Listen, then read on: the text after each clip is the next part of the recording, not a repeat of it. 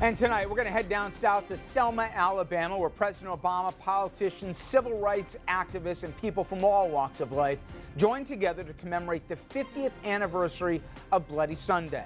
This as the nation faces political challenges like voting rights laws and police brutality that the country saw 50 years ago to the week.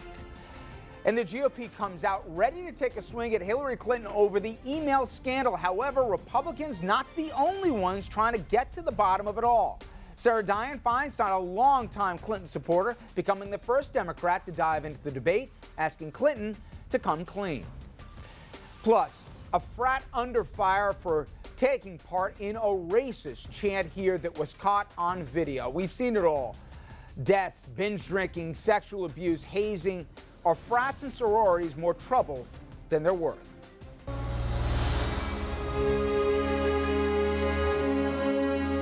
Good evening, everyone, and thank you so much for joining us here on RFL. I am Richard French. Well, tonight we will begin in Selma, Alabama. That's where people from across this country joined together to mark the 50th anniversary of what was famously known as Bloody Sunday. That was the brutal beating of civil rights activists in Selma who marched for one key thing, the right to vote. Take a look. Thousands crossing the Edmund Pettus Bridge with the president, his family, President George W. Bush, the former First Lady, and Selma city leaders. And thousands from across the country crowding the streets of Selma, a nod to the difficult history here. We know the march is not yet over. We know the race is not yet won.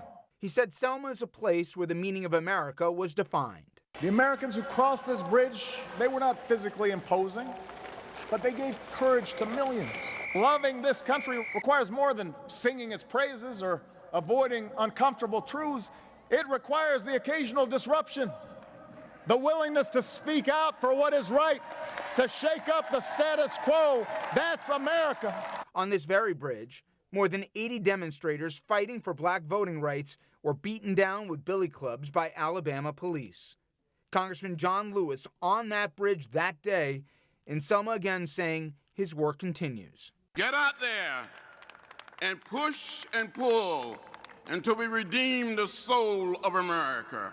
Young demonstrators fresh from the streets of Ferguson complain that there's too much celebrating. There's a little too much happiness going on when too many dead bodies are lying all around the country. Reverend Clark Olson was here in 1965. This is him then. He and James Reeb were walking back to a church when they were attacked and Reeb was killed. We were attacked by 4 or 5 white men. One of 2 white demonstrators who died.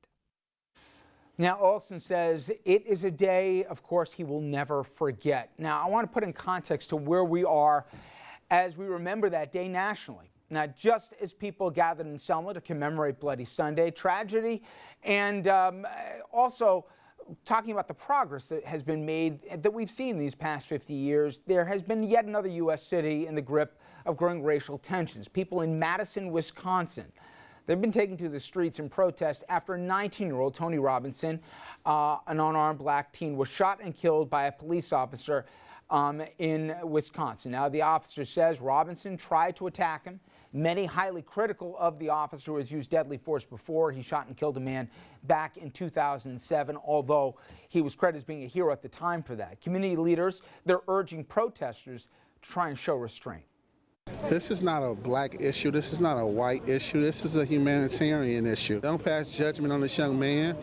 Don't pass judgment on law enforcement officials. The facts will come out. Now, the shooting in Wisconsin comes on the heels of a Justice Department investigation pointing to countless acts of racial bias found within the police department in Ferguson, Missouri, where another unarmed black teen, Michael Brown, as you know, was shot and killed by a white police officer. And as we know, closer to home, we saw protests all across New York here for the weeks following the death of Eric Garner on Staten Island. These incidents showed that that police problem that they talk about in Ferguson, not limited to that Missouri city. Justice Department head of civil rights prosecutor Vanita Gupta said Ferguson is one dot in the state and there are many municipalities in the region engaged in the same practices a mile away. It would be a mistake for any of those neighboring jurisdictions to fold up their hands. They should absolutely take note of this report, and it was a damning one.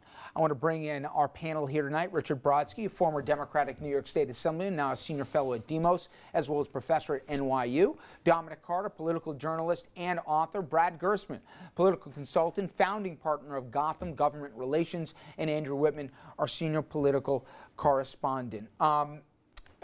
First, Tom, let's start with this weekend in Selma, moving.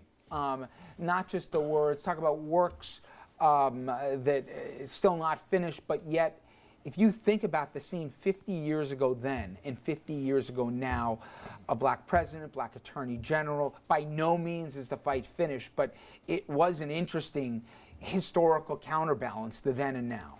It's very interesting, Richard, when you think about it. No one in their right mind can say that progress has not been made. There's been tremendous progress. Just look at the number of African-American officials around the country that have grown by the thousands. Just look at the fact that blacks, white, Jews, Latinos, Asians all came together. People died, as we all know, not just black people, for people of color to have the right to vote. So there's been tremendous progress. And so for a sitting president, 50 years ago, when you went out there protesting, you didn't know if you were going to see that night. You didn't know what was going to happen. When law enforcement approached you, sadly, and some can make the same argument today, but you didn't know if that was going to be your last night on earth. And so 50 years later, to see an African-American president of this great country has to be tremendous progress, considered tremendous progress for all those that were in attendance back then and attendance now. You saw the scene in Madison, and it's like the wick on the candle, Richard, is so short right now. We don't know all the facts of the case, nor will I presume tonight to, but anytime there's an incident with an unarmed black man, a youth in many cases, and an officer, it doesn't even have to always be white, but in this case a white officer, you hope that calm at least will be seen on the streets that night, but you get the sense that there's not a lot of wiggle room given what we've seen this past year.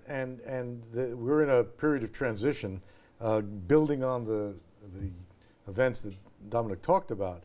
I do want to go back to the Selma thing for a moment, because I was appalled by the lack of attendance by white Alabamans at this thing. This was a racial celebration. Not that there was nobody there. The governor spoke.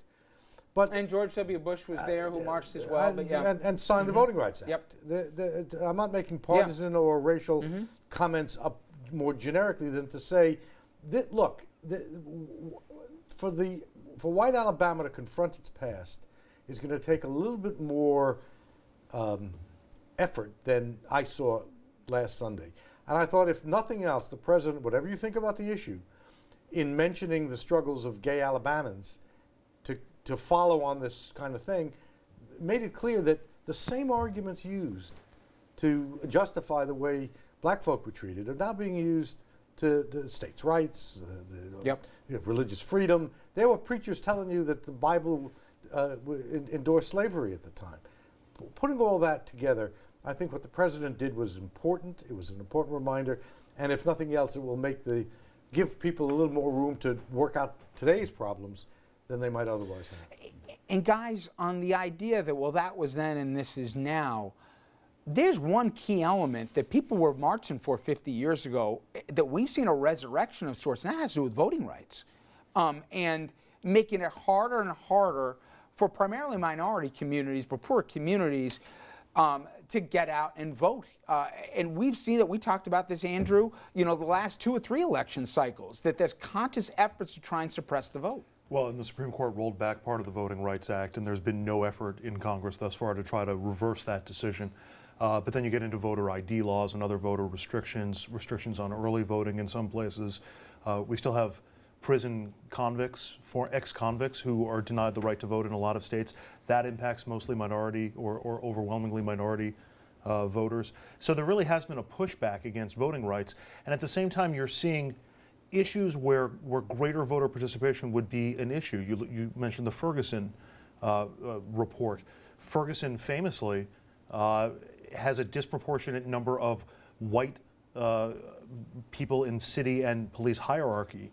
And that's in part because of voter turnout numbers, which may or may not be And the impacted population overwhelmingly African American. Yep. Absolutely, and I think it's also partially because black folk are willing to vote for white people. that's true. And the notion that the black people electorally are, you find many more white people representing black areas than you find black elected officials representing white areas. Westchester County being somewhat of an exception to that rule. So this is not purely a matter of this.